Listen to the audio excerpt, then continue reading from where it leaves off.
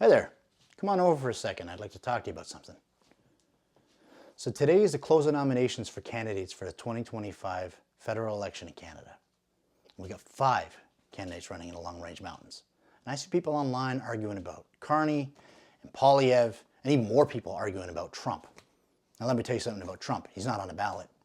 He's going to be the President of the United States next week. He's going to be the President of the United States next month. He'll be the President next year and the year after that and so on.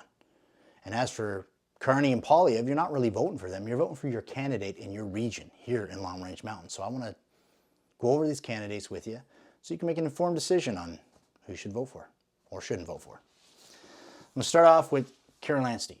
She's the Conservative candidate, small business owner, mother of 4. This is a graduate of Acadia University. She's a former paralegal, and this is her second time running. She's a long-standing community advocate and volunteer in her community, and she's a great choice.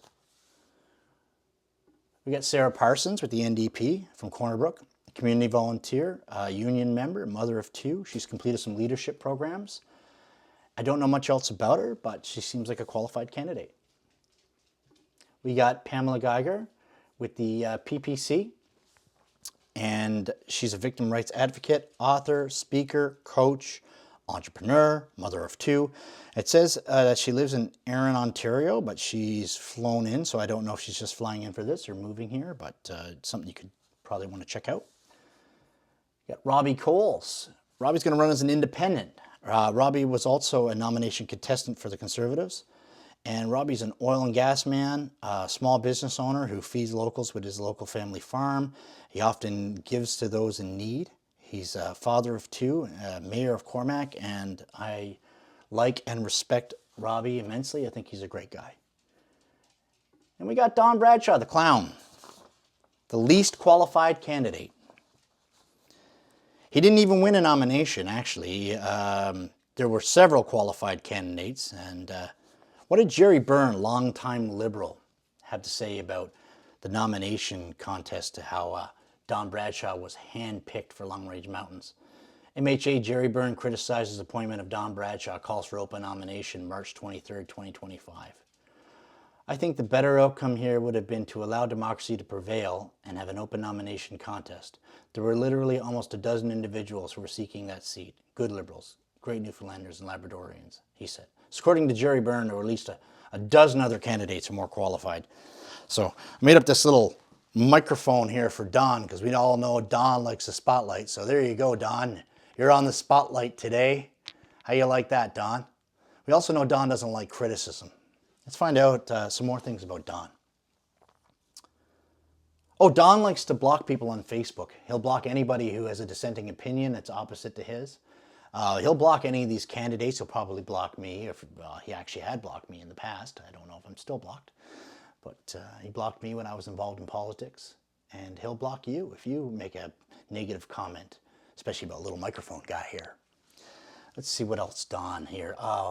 Yeah, while attending Memorial University, he got a job with the Western Star and then eventually got a job as an on-air reporter with NTV News, where we've seen him many times with his microphone on NTV News. And yeah, that's about it. So Don was a second-rate journalist in a Tier 5 media market. It's the smallest market in Canada.